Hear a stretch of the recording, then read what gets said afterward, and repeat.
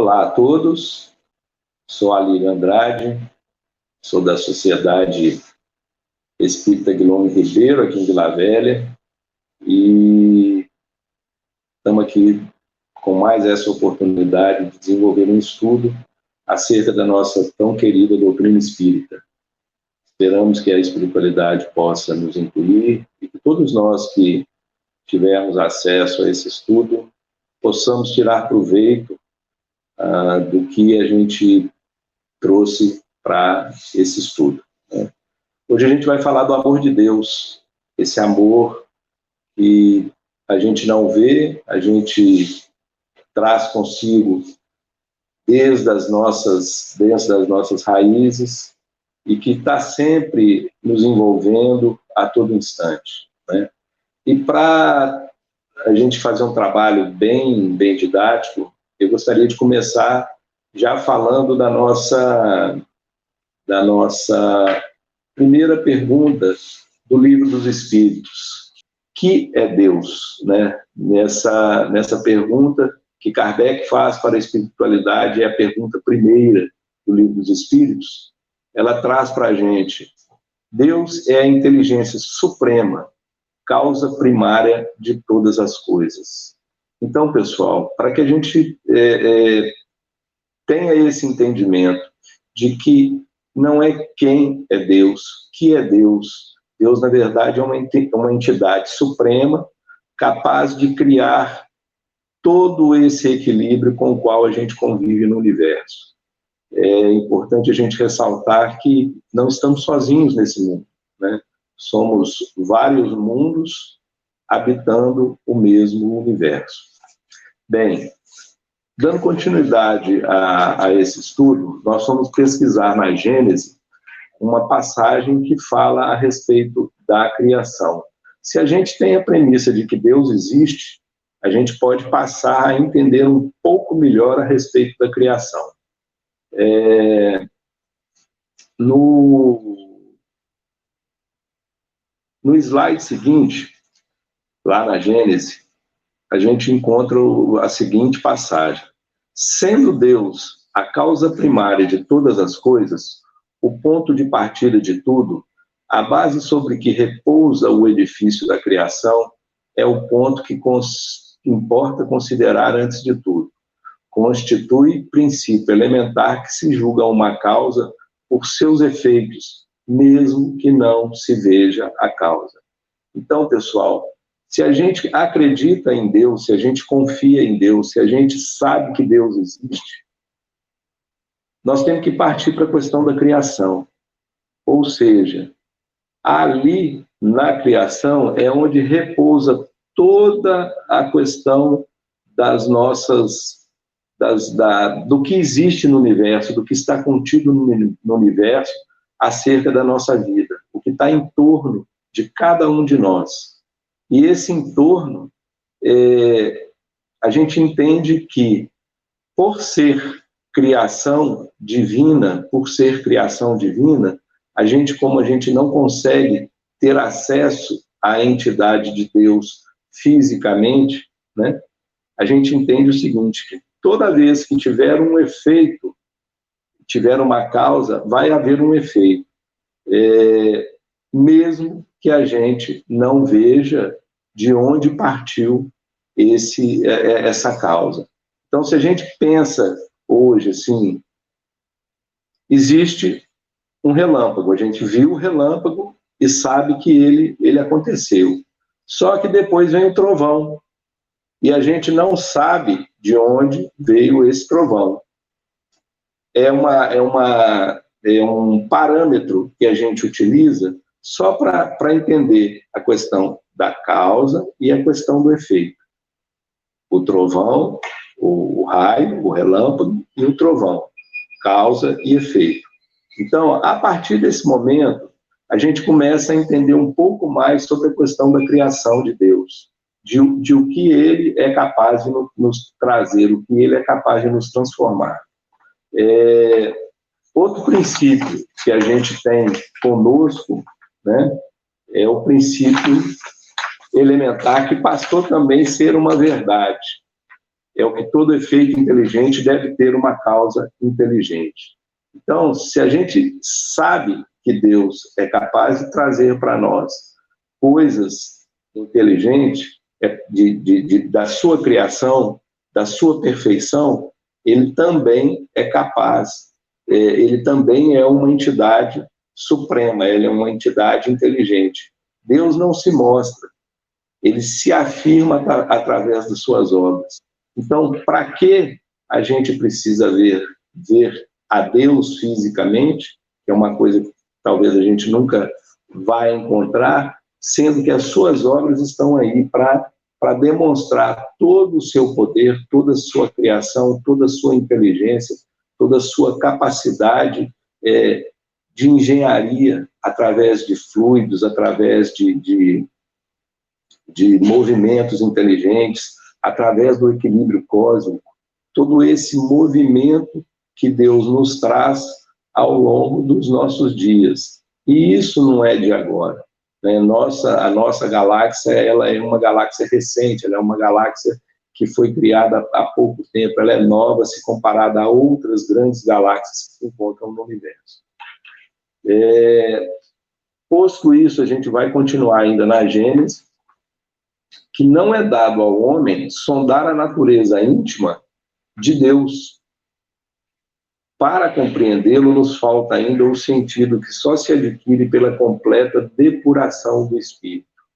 Então, veja lá, a gente não é capaz de entender, não é capaz de compreender ainda a questão de Deus enquanto a gente não depurar o nosso espírito.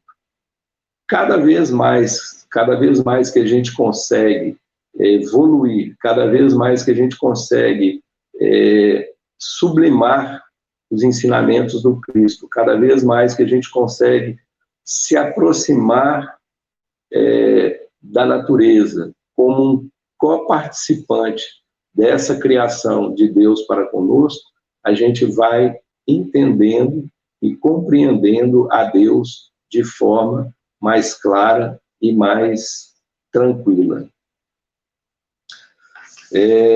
Passando adiante, então, a gente vai ver que o homem, se o homem não pode adentrar sua essência, ou seja, a essência de Deus, né, não pode adentrar a sua existência, sendo aceita como premissa, ele pode, pelo raciocínio, ou seja, pela razão, chegar ao conhecimento de seus atributos necessários. Porque, vendo que ele não pode deixar de ser, sem cessar de ser Deus, conclui o que ele deve ser.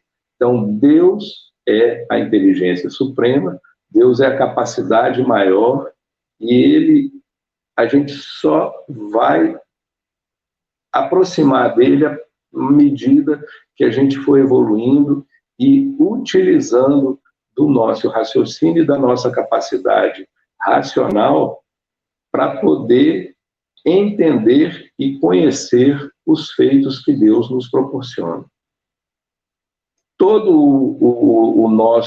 A nossa oportunidade que a gente tem de transformar e buscar o entendimento de que Deus é a entidade suprema, causa primária de todas as coisas.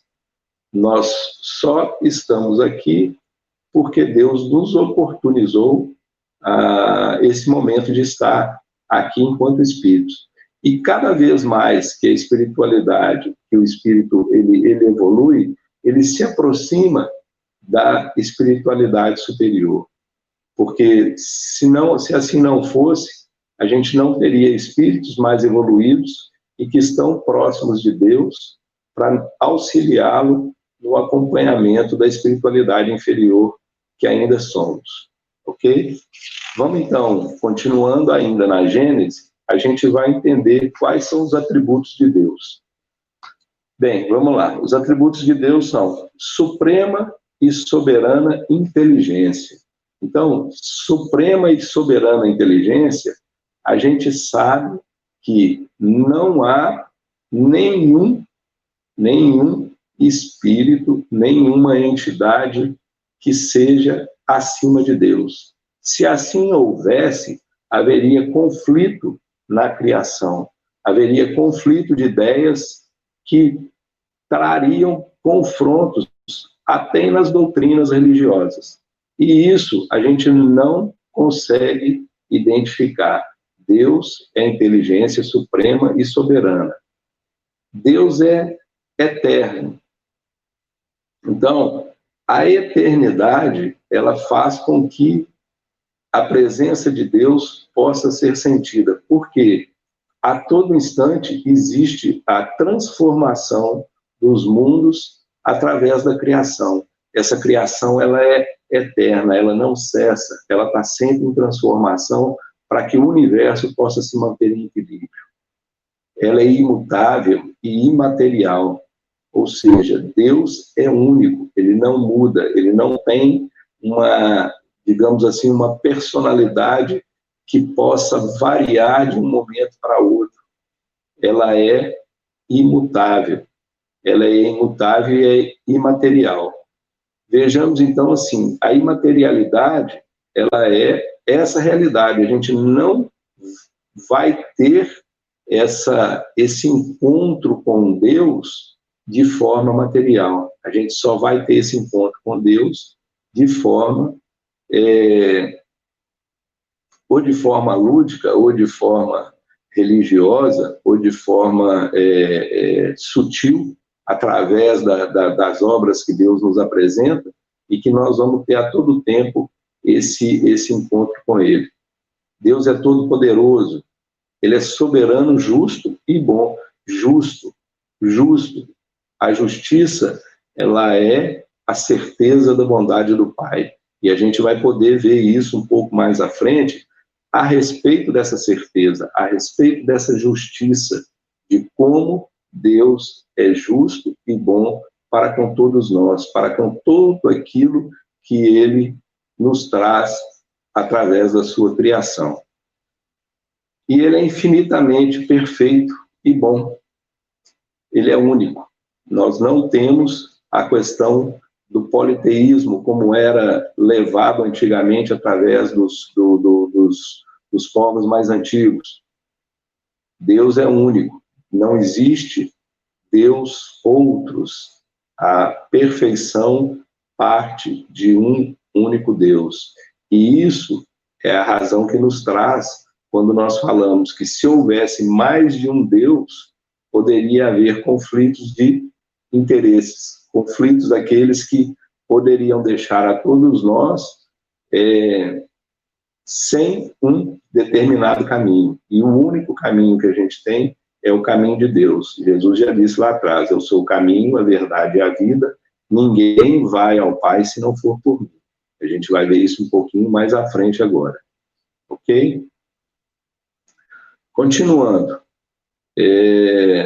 Tal é a base sobre o qual repousa o edifício, tal qual é a base sobre a qual repousa o edifício universal, é o farol cuja luz se estende sobre o universo inteiro, o único que pode guiar o homem na procura da verdade. Ao segui-lo, ou seja, ao seguir a Deus, nós não vamos nos extraviar jamais. Se muitas vezes sair do bom caminho, é porque não ter seguido a rota que lhe era indicada. Então, pessoal, essas passagens que eu li agora, elas estão no livro da Gênesis, a respeito da criação. Veja bem, Deus é a luz que se estende sobre o universo inteiro. Ele tem essa capacidade de nos guiar, enquanto espíritos encarnados, na busca da verdade. E foi o que eu falei agora há pouco. Jesus nos trouxe que Jesus seria o caminho, a verdade e a vida. E que ninguém iria ao Pai se não fosse através de Jesus, através dos ensinamentos do Cristo, que nos mostra como chegarmos até Deus. Ok? Então, se a gente não segue a Deus, se a gente não segue a verdade, é por conta do nosso livre-arbítrio e da nossa capacidade de corromper os nossos objetivos reencarnatórios. Porque todos nós, quando nos encarnamos, a gente já traz conosco aqueles objetivos reencarnatórios pelos quais precisamos e necessitamos passar na nossa vida para resgate e regeneração do nosso próprio espírito. Vamos passar para o próximo slide, que aí a gente começa a entender um pouco mais a respeito do amor de Deus. Jesus nos trouxe, através de Mateus 22, Mestre, qual é o maior mandamento da lei? Respondeu Jesus, ame o Senhor Deus de todo o seu coração, de toda a sua alma e de todo o seu entendimento. Esse é o primeiro mandamento. Amar a Deus sobre todas as coisas, de todo o nosso coração, de toda a nossa alma e de todo o nosso entendimento. E aí, já no segundo mandamento, ele diz, e o segundo é semelhante ao primeiro, ame ao seu próximo como a ti mesmo. Isso está lá em Mateus 22. Pessoal, a lei de amor é aquela que nos convida a cada vez nos aproximarmos do Cristo, a cada vez nos aproximarmos do Pai. Por quê? Amar a Deus sobre todas as coisas. A gente tem que entender e acreditar e confiar através da razão e através das obras que o Pai faz para nós ao longo das nossas vidas e amar a Deus sobre todas as coisas. E aí, na sequência, amar ao próximo como a ti mesmo. Então, se a gente tem essa capacidade de amar, e se Deus nos deu essa capacidade de amar, é porque se a gente aprendeu a amar, a gente aprendeu a amar através de Deus. E esse é aquilo que a gente aprende na primeira instante da nossa criação enquanto espíritos. É nos carregarmos de amor. Mas Deus é tão perfeito e tão misericordioso que Ele nos dá a oportunidade para que a gente possa evoluir. E essa evolução, ela vem através do nosso livre-arbítrio. Essa evolução vem através das vidas que a gente tem para praticar o que Deus nos ofereceu. E essa prática, ela vem através do amor que Deus nos traz através do primeiro e do segundo mandamento da sua lei. Vamos começar, então, a pensar o seguinte, aonde a gente encontra o amor de Deus? Então, vejamos algumas coisas que nos demonstram esse amor de Deus. Na sua criação, ou seja, na criação de Deus. Vamos pensar no equilíbrio e na perfeição da natureza. As cores, as matizes, o equilíbrio da chuva, a harmonia entre o céu e a terra, né, onde nós vivemos, na evolução dos mundos. Pessoal, a terra onde vivemos, apesar dela ser um planeta muito novo, diante dos outros que se encontram no universo, mas ela passou por transformações continuadas e passa ainda, pois a criação não cessa, ela continua mudando. Então, quando a gente olha para o mar, a gente não imagina a quantidade infinita de seres que habitam ali debaixo daquelas águas. E cada um tem uma função, cada um tem um objetivo de estar ali. Isso é a perfeição divina, isso é a engenharia divina. E todos nós precisamos acreditar que um único Criador, que esse Deus que é causa primária de todas as coisas, ele é capaz de colocar ali, através da sua criação, tudo aquilo que é necessário para que possa se manter o equilíbrio, não só da nossa terra querida, mas também do universo como um todo. Continuando, na misericórdia divina, ele se compadece de todas as nossas faltas, de todas as nossas fragilidades e de todos os nossos erros.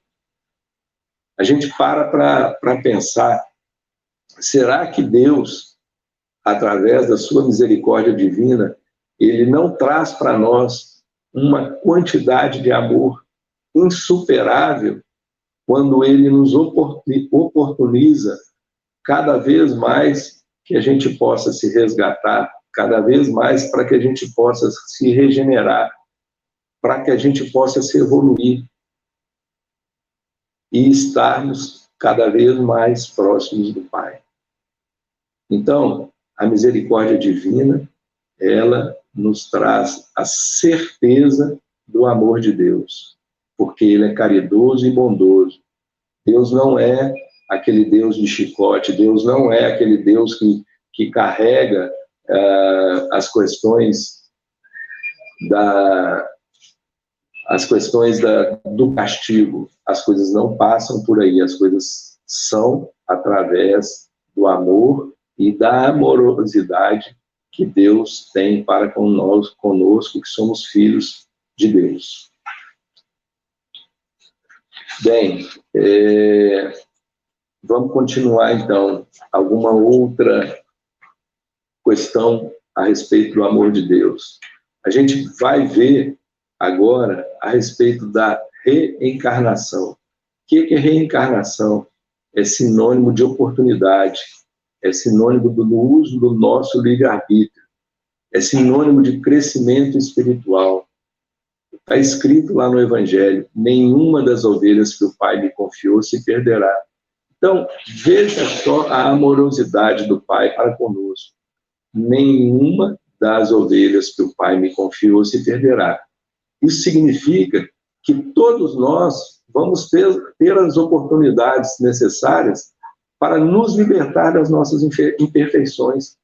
Vamos ter a oportunidade necessária da gente resgatar e regenerar através da reconciliação com os nossos inimigos, através de estarmos juntos dentro das nossas próprias casas com aqueles companheiros que a gente, em algum dia, lá atrás, a gente pôde errar. Então, vamos tentar nos oportunizar e acreditar que essa oportunidade que Deus está nos franqueando é através do seu amor, para que a gente possa, sim, regenerar através da reencarnação. Então, é através da reencarnação que a gente vai estar mais próximo de Deus, se assim utilizarmos do nosso livre-arbítrio para dar continuidade à nossa evolução. Vamos mais à frente. Quando a gente vê que Deus nos deu o seu Filho unigênito, ou seja, Deus nos entregou o Cristo para que ele pudesse morrer na cruz. Ele nos entregou o Filho que ele tanto amou, para que tudo o que nele crê pereça, mas tenha vida eterna. Está lá em João 3, versículo 16. Isso é amor. É quando Deus toma seu Filho mais evoluído e nos coloca e nos traz entre nós há 2000 anos atrás, há 2020 anos atrás, e ele vive entre nós até hoje. E a gente ainda insiste em corromper todo aquele ensinamento de 2000 anos e 20 atrás nos dias atuais. Ao invés da gente tentar se aproximar, ao invés da gente tentar se entregar nos ensinamentos da moral que o Evangelho do Cristo nos traz, nós talvez estejamos ainda um pouco atrasados, mas acreditando sempre que a misericórdia do Pai, a misericórdia divina e o amor de Deus para conosco, ela vai nos oportunizar para que a gente possa evoluir. Então, quando Deus nos entrega o seu Filho unigênito para que a gente possa aprender com ele, Isso é o amor de Deus presente em nossas vidas. Bem, traz aí no Evangelho segundo o Espiritismo o seguinte: o amor resume toda a doutrina de Jesus, porque é o sentimento por excelência.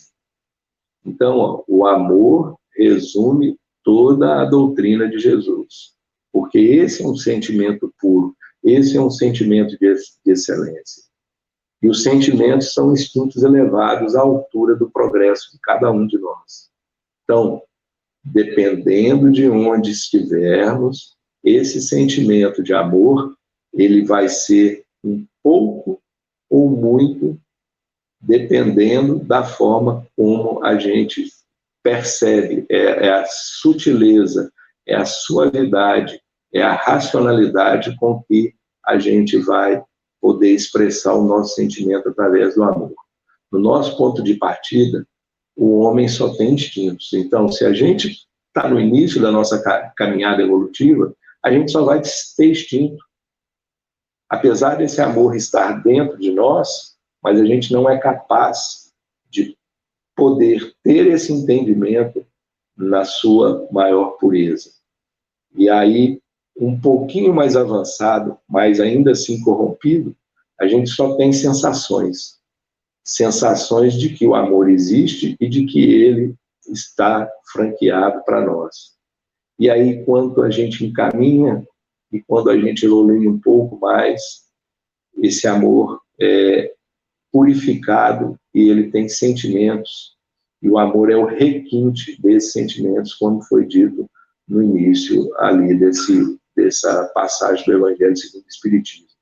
É o sentimento por excelência, é o sentimento de instintos elevados. Esse é o amor que define para nós o amor do Cristo, o amor que Deus nos entregou através dos ensinamentos do Cristo. Bem, ainda na pergunta 495 do Livro dos Espíritos, ele diz lá: poderá dar-se que o espírito protetor abandone o seu protegido por se lhe mostrar este rebelde aos conselhos? Então, a gente sabe, pela doutrina espírita, que somos dirigidos, somos encaminhados pela espiritualidade maior. Todos nós temos os nossos mentores espirituais e que, em algum instante, ele pode nos deixar tomar as atitudes através do nosso livre-arbítrio, porque Deus nos franqueou o livre-arbítrio justamente para que a gente possa evoluir. E à medida que essa evolução ela vai sendo mais continuada, a gente vai tendo a percepção de que tudo isso é nosso, mas a gente tem a espiritualidade que nos conduz e que nos dirige. E aí a espiritualidade responde para Kardec: eles se acham ao vosso lado por ordem de Deus. Então, essa espiritualidade que nos acompanha, ela está no nosso lado por ordem de Deus. Foi Deus quem aí os colocou. E aí, permanecendo por amor de Deus, desempenham bela, porém penosa missão. Então, é até engraçado, né, quando a gente fala de penosa missão, porque se a espiritualidade tem uma penosa missão para a gente, né, de nos guiar, é porque a gente ainda tem aquelas oportunidades ainda em que a gente quer driblar, né, os nossos propósitos reencarnatórios e fazer diferente do que a gente propôs. Por isso que a gente, quando a gente fizer uma prece, a gente tem que justamente pedir a Deus para que possa iluminar os nossos bons propósitos, porque a espiritualidade ela está sempre com a gente, ela jamais vai abandonar a gente, mas em compensação tem hora que ela deixa a gente caminhar sozinho, né? Fazer as nossas próprias escolhas, porque isso também faz parte do nosso planejamento reencarnatório. Mas Deus, na sua misericórdia divina, no seu amor pleno, ele franqueia um espírito mais elevado para que possa nos acompanhar. E aí depende da gente esse acompanhamento. A gente está quase chegando no final, pessoal, e aí eu queria passar para o slide seguinte, e onde é que está a gente encontra mais uma vez o amor do Cristo, o amor de Deus. A gente encontra no perdão, o perdão que a gente sabe que é filho do amor. Deus está sempre a nos perdoar.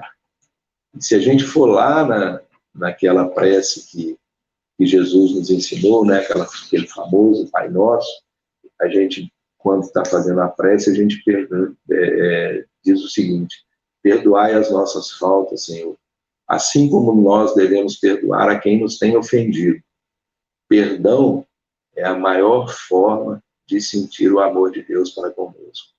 Então, vamos perdoar, vamos buscar o perdão de forma amorosa. Vamos buscar o perdão não da boca para fora, mas no nosso íntimo.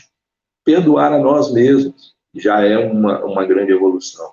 Perdoar as nossas faltas, né? Mas já que estamos perdoando as nossas, vamos perdoar do outro também. Aí está o amor de Deus, quando Ele ensina a nós o perdão. Esse é uma maneira que Deus nos traz o seu amor para que a gente possa refletir acerca do amor. Vamos perdoar, vamos aprender a perdoar, mas a perdoar de todo o nosso íntimo, de todo o nosso amor que Deus nos ensina ao longo da sua caminhada.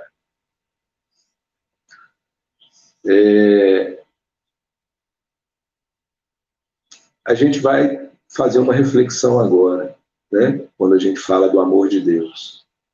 Nesse próximo slide, a gente vai ver o seguinte: nós somos o amor de Deus.